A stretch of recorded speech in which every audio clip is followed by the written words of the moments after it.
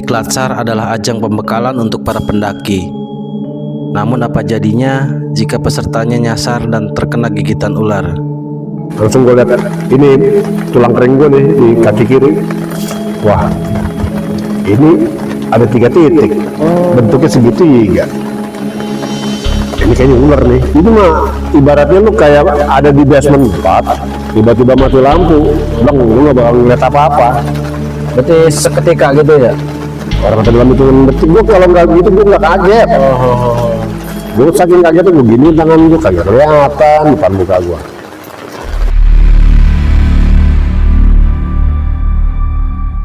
Selamat malam, jumpa lagi dengan Wild Tropical. Kali ini kita sedang mendaki di Gunung Longkok yang ada di Purwakarta. Nah, kita ingin mengupas sisi lain dari pendakian. Kebetulan ada teman saya, ada Bang Kojek, ada Bu Imel, ada Bang Abdul. Kita ingin mengulas kembali mungkin cerita-cerita yang lampau ya. Nah, saya ingin membungkus cerita ini dalam cerita pendakian atau cerpen. Nah, di samping saya adalah Bang Kojek. Saya mendengar cerita dari beliau. Suatu saat dia sedang mendaki ke Gunung Salak. Ada suatu hal yang terjadi waktu itu. Nah, silakan Bang Kojek. Oke. Mungkin dari awal ya, waktu itu ceritanya seperti apa? Ya, kejadiannya kalau nggak salah itu tahun 94 lah. 94 ya. 94 gue kelas 3. Kan gue lulusan 95. Berarti gue 94 tuh sekitaran. Ya sebenarnya sih itu gue bukan udah lagi ranahnya sebagai pengurus ya, pengurus organisasi di dalam. Baru aja lepas jabatan kan, baru lepas jabatan. Anak-anak nih yang pengurusnya mau ngadain kegiatan diksar. Diklat SAR. Pendidikan dasar ya? Iya. Nah, mereka minta bantuan lah. Minta bantuan. Gue tunjuk jadi tim advance. Gue berdua nih masih junior gue namanya Joko. Itu orang mana? Orang Depok. Anak Palaspi juga. Nah, pas lagi seminggu sebelum acara, gue minta duit dong bokap buat jalan itu. Jadi belum mandiri waktu itu ya? Ini namanya juga masih sekolah. Berarti lu telat ya? Gue itu kan gue baru kelar bayarin ini ya SPP yang gue tunggak 6 bulan. Kelas berapa tuh? Bandel dulu. Apa? Hah? Pas lulus apa kelas berapa? Bayar SPP? Enggak, itu sekarang posisinya di kelas berapa? Oh, yang gue partikuler kelas 3. Itu lokasinya di Gunung Bunder, Bogor. Ya waktu itu kan belum zaman-zaman pendakian bukan seperti sekarang rame. Kalau dulu mah di akhir pekan aja juga belum tentu bisa ketemu orang ya. Apalagi sekarang. Tidak seperti sekarang ya? Sistem kendaraan yang kita pakai juga dulu pakai truk TNI. Jadi dia nganter nih, drop, terus nanti jemput lagi setelah acara selesai.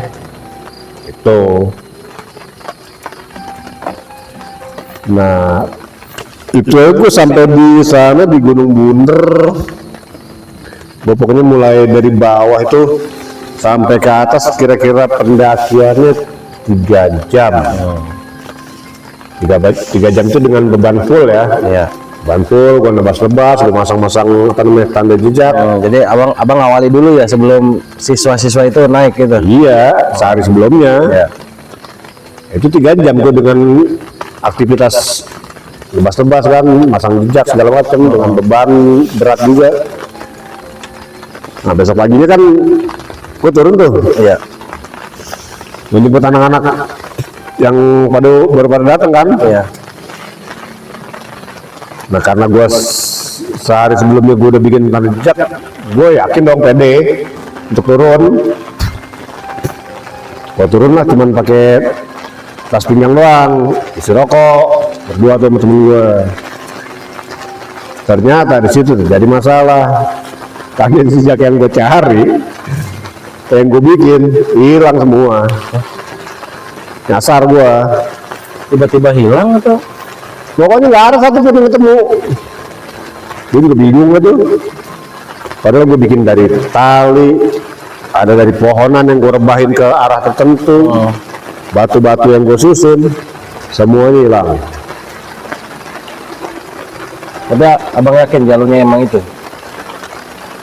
Ya pokoknya kondisinya waktu itu pas hujan juga sih. Oh, gelap gitu ya. Hujan. Ini gue kayaknya tuh tergoda suara air kayaknya lah. Jadi gue agak melipir dikit, sadar-sadar udah jauh dari jalur utama. Temen gue panik dah tuh, nangis. Kondisi malam bang. Siang, itu pagi gue baru turun dari tenda mau ke DC kan, menjemput. Gue bilang udah sejak lu gak usah nangis, cuma juga nangis mendingan lu mikir. Tenang dulu dah, santai dulu, duduk sini. Udah nggak lama gue bilang begitu, dapet ide. Dia bilang, Jok, ini lagi hujan nih. Tadi gue liatin sih tanahnya lembek, jejak sepatu kita tuh agak-agak dalam. Udah yuk kita buruan yuk, kayaknya masih bisa keburu nih kalau kita ngikutin jejak kaki kita lagi. Jangan sampai kehapus air. Udah akhirnya gue ikutin itu, ketemu lagi tuh ke trek awal. Tapi tanda-tanda yang ikutan itu nggak ada, belum ada, masih belum ketemu.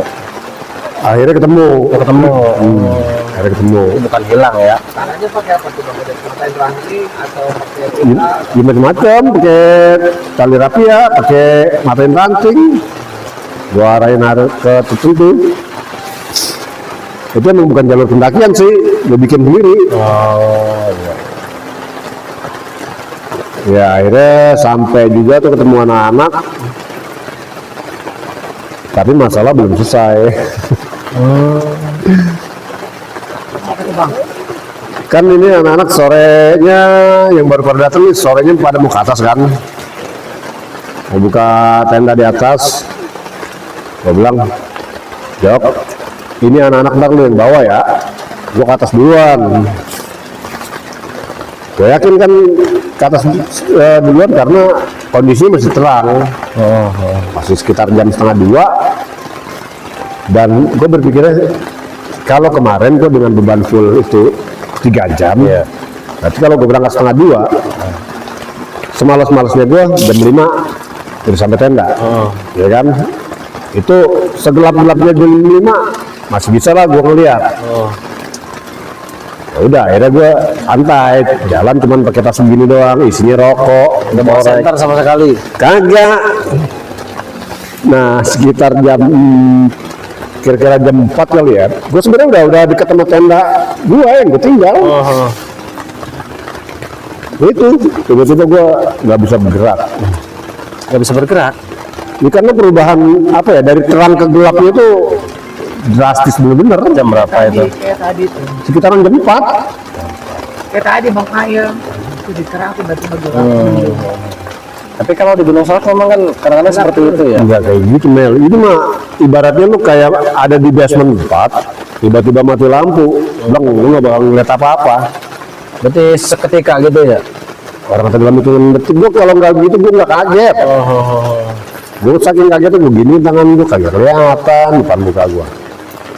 Masih penasaran, gue cubit-cubit, gue tabak-tabak muka gue. Kok berasa, wah gue bilang anjing ini udah kerjain nih. Itu langsung hujan deras. Udah kan gue masih santai, gue pikir ya udahlah gue tunggu sini aja. Gue pikir kan anak-anak pada mau ke atas. Gue tungguin, gue sambil ngerokok hujan-hujanan. Gue pakai topi rimba kan, topi rimbanya agak-agak lebar. Jadi begini gue ngerokoknya nih, sambil tutupin ke topi. Habis juga itu sebungkus atau 2 bungkus lah. Apa tuh rokoknya? Jarum super. Ya lu kira-kira bisa kira-kira lah. Sebungkus rokok tuh habisnya berapa lama? Ditambah lagi gue susah juga ngidupin koreknya. Korek kan masih korek zaman yang korek pentul. Ya, yang di itu ya. Korek pentul itu gue masukin ke dalam wadah film yang buat kamera foto tuh. Itu gue harus berjuang keras ngidupin itu sambil hujan-hujanan. Ya akhirnya mas sebungkus tetap habis. Karena kalau gue sebungkus habis, anak-anak belum pada nyampe itu gue bingung ngapain lagi. Gue pikir gue ke atas, walaupun deket, cuman kan tadi aja gue turun gue nyasar. Kayaknya mendingan gue turun nih ke BC, walaupun sama-sama beresiko. Setidaknya gue yang ini gue masih rada-rada apal lah, masih fresh kan.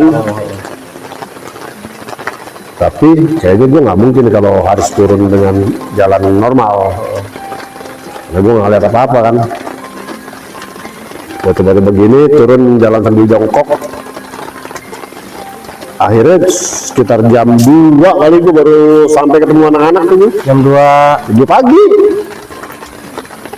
Oh, jam 2 pagi. Kenapa mereka lama? Berarti perjalanan dari Mereka tuh akhirnya nggak jadi naik karena hujan langsung deres.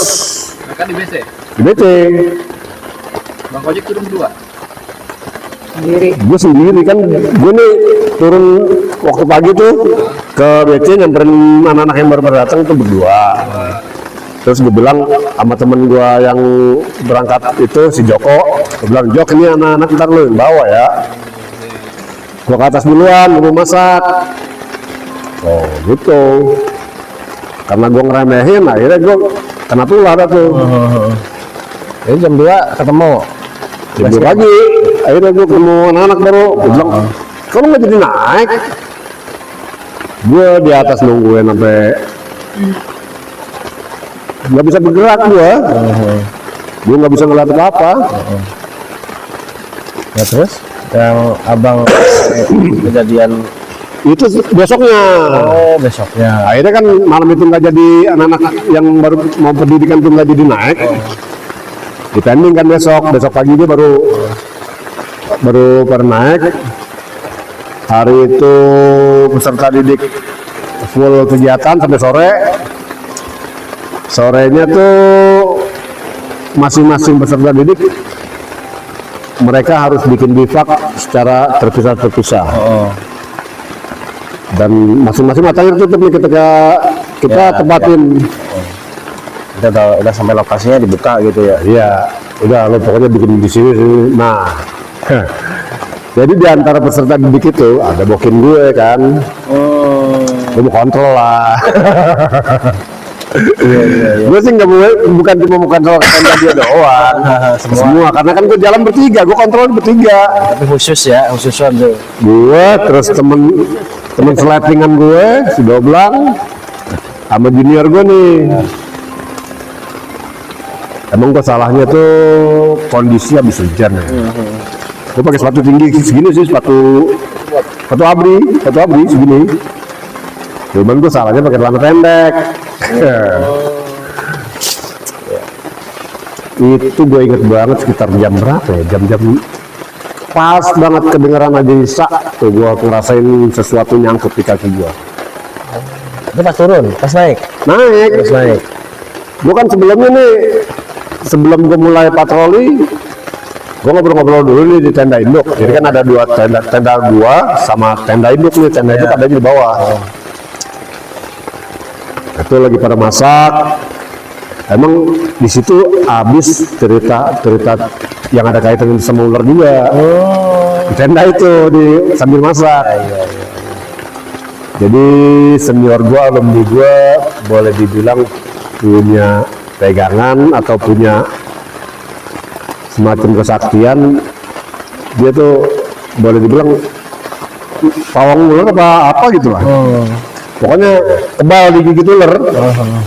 Nah, gue cerita itu tuh. Nggak lama kan gue jalan. Center.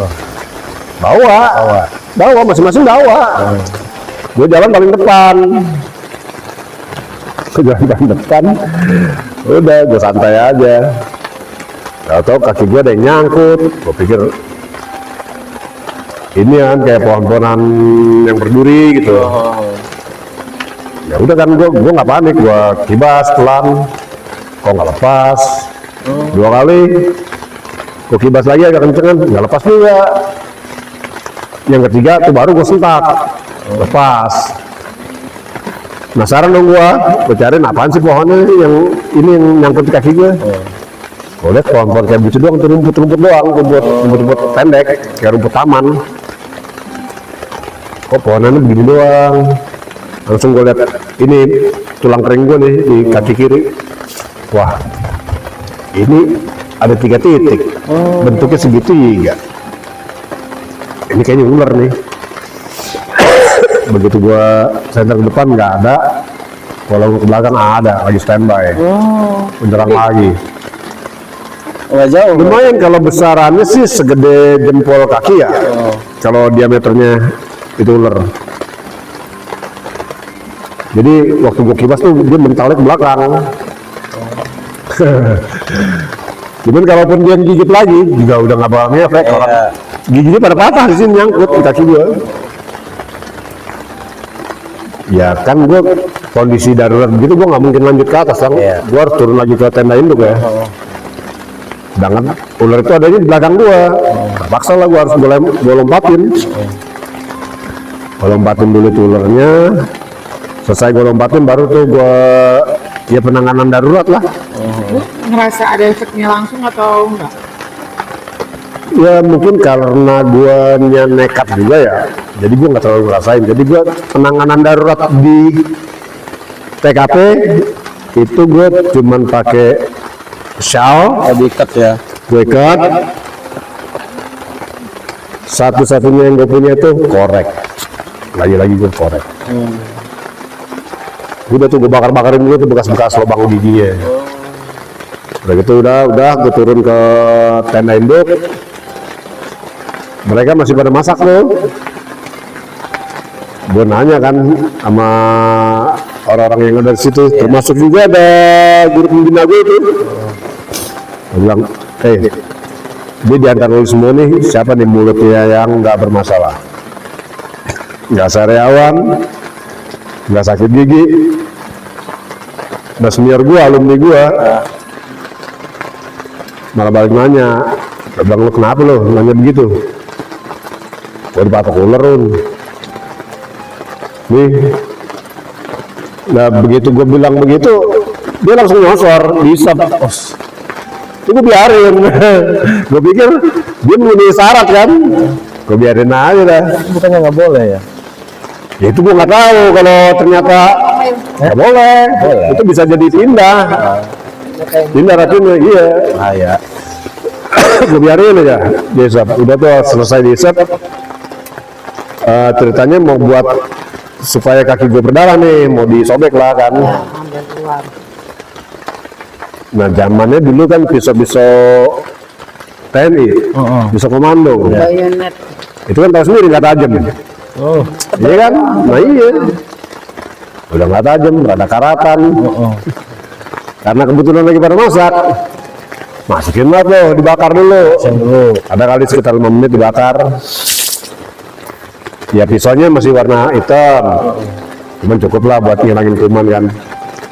Diginin, kagak sobek dagingnya, cuman melepuh doang. Gagal. Tapi efeknya apa lu rasain? Ya gue saat itu belum ngerasain. Yang apa panas? Belum. Mungkin karena langsung gue ikut kali ya. Mungkin juga hambat.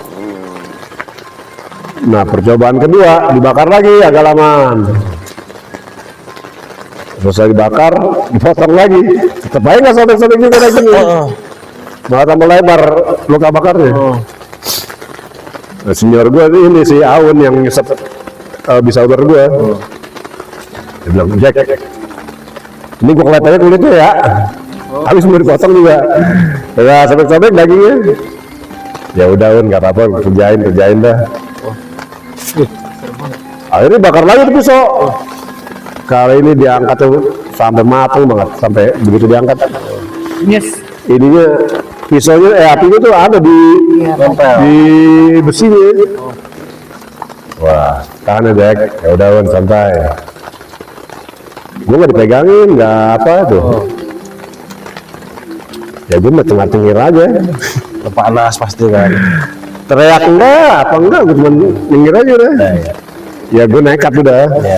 Gue bilang daripada gue mati lah. Adanya cuma ini.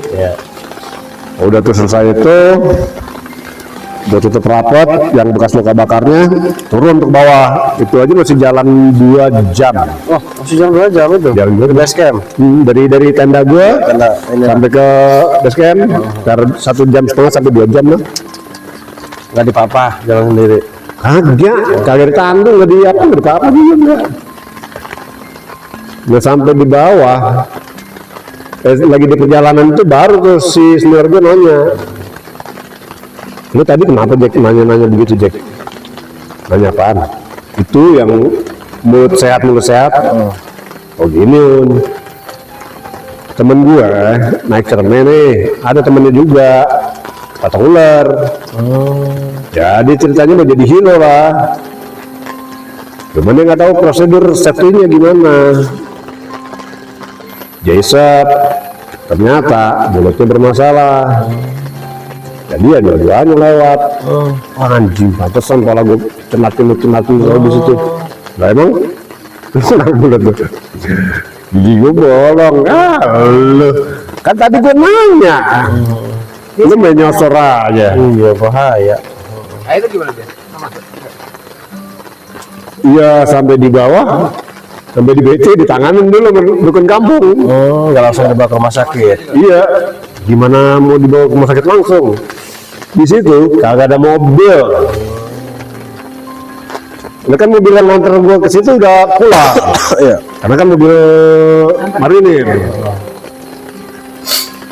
Itu gua kenanya jam 7 habis pas Isa ya. Gua nyampe di rumah sakit itu jam 3 pagi. Lama banget ya? Ya karena itu lamanya nyari proses nyari kendaraan. Temen gue nih si Doblang akhirnya terpaksa turun ke Bogor kota nyari angkot. Apa dia nyari di sekitaran ITB, simpang ITB situ, pokoknya sekitar situlah. Nyari angkot. Si lu lagi masih. Nah itu gue udah tangan ikut kampung. Gue sempat marah-marah juga tuh dengan kampung. Ya pertama sih cuman dikunyah-kunyahin daun, dipopolin daun. Begitu kelar kasih popolan dikasih gua air sketel nih segede gini. Lu minum. Habisin, ntar juga muntah. Gua bilang gimana nggak muntah, gua kasih habisin sketel ya. Nah, akhirnya gua habisin juga. Ya, udah muntah.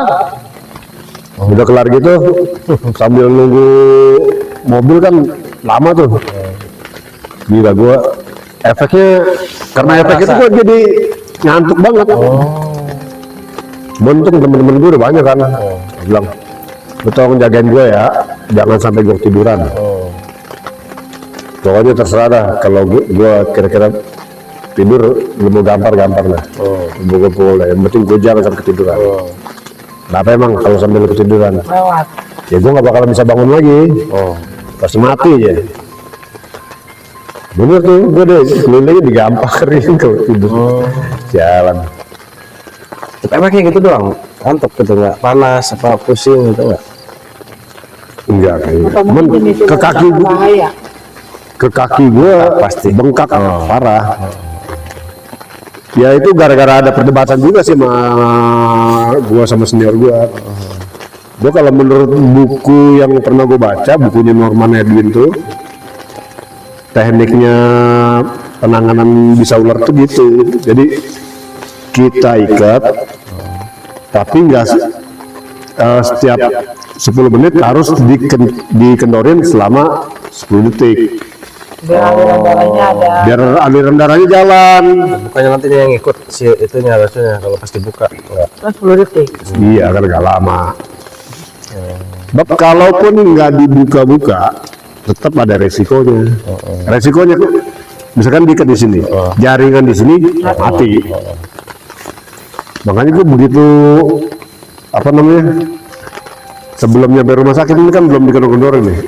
Ini udah bengkak parah. Boro-boro dipijit. Kena colek gini aja bisa sakitnya minta ampun. Terus akhirnya kan gue pindahin ke sini, gue pindahin ikatan dari di sini, gue pindahin ke sini. Bengkaknya naik langsung ke dengkul gua. Dengkul gua jadi segede kelapa. Berarti nambah bukan pindah ya? Nambah ke dengkul. Nambah, iya nambah di sini, nambah lagi sini. Kalau gue bilang udah biar di sini dulu dah. Sampai di rumah sakit baru itu dilepas. Nah di rumah sakit ada juga kan kejadian anehnya. Ya namanya pisau bedah setumpul-tumpulnya bisa dong buat nyobek kulit mah. Iya. Ini juga entah kenapa kagak mempan juga. Akhirnya gini gue bilang, dok kalau ada gitu dok bisa. Ya udah bilang, tadi gue lihat waktu mau masuk rumah sakit ini di depan tuh ada warung gerobak, itu masih buka. Coba deh, soalnya lu cari silet. Akhirnya pakai silet tuh, silet gold. Tembus, dibikin 4 titik di sini. Ini bekas luka bakarnya nih. Kalau ini kan aslinya kan gini doang nih. Digini-giniin, kagak sobek dagingnya. Nah, ini eksekusi terakhir nih. Kelet, temperin pakai pisau panas. Nah di rumah sakit dibikin lubang di sini, di atasnya satu di sini, satu lagi di sini, satu lagi di pas di mata kaki. Banyak banget. 4 titik. Buat ngeluarin racun berarti. Iya buat ngeluarin darahnya. Gua anteng-anteng aja di sana. Gue pikir ngeluarin bisanya pakai mesin, kayak macam sedot susu. Anjing, dipijit. Orang kata ini ketempelan jari aja gua nggak mampu sakit tuh. Ini lagi pijit, babi kata. Gua kagak dipijit pingsan dulu. Kagak dibius. Lebih sakit ini daripada waktu gue dibakar-bakar tulang ketiga. Bius lokal. Ikut sakit ya. Buset deh, setengah mampus. Itu aja gua dipegangin 3 orang berontak. Jenny ada samping gua megangin gua. Majen ya. Dulu itu disumpal pakai sel yang tadinya bekas ikat kaki gua. Ini normal lagi setelah itu berapa hari? Sekian bulan. Oh, sekian bulan. Karena ini udah bengkak parah, udah jaringannya udah mungkin udah rusak kali ya. Malah libur dong tuh ya, berbulan-bulan. Enggak, gue termasuk. Termasuk. Jadi tuh Bengkak tuh. gue dirawat di rumah sakit itu 3 hari. Gue sengaja nih ngabarin orang rumah kan kalau gue lagan gitu. Gue bilang daripada mereka panik kan, udah gue dirawat 3 hari. Gue pulang masih dalam kondisi tandu kan. Iya. Masih dalam kondisi tandu. Nyampe rumah gue bukan disambut tangisan, lagi tandu, gue malah dikebuk gitu. Saudara, Ya, Itu saking gue, waktu mau berangkat kan gue punya duit. Bokap gue nyuruh gue nganterin mbah gue pulang kampung. gue yain sengaja jadwalnya gue atur Gue barengan barengan sama jadwal gue naik gunung tuh acara di klub. Bokap gue nggak curiga dong pas hari hanya bokap gue itu nganterin pakai mobil ke terminal Pasar Minggu. Dari situ gue dulu pas itu pakai Metro Mini 64 nggak salah. Iya, yang jurusan ke Cililitan. Nah begitu gue udah naik Metro Mini, gue longok mobil bokap gue udah nggak kelihatan. Ini mumpung belum jauh dari stasiun nih.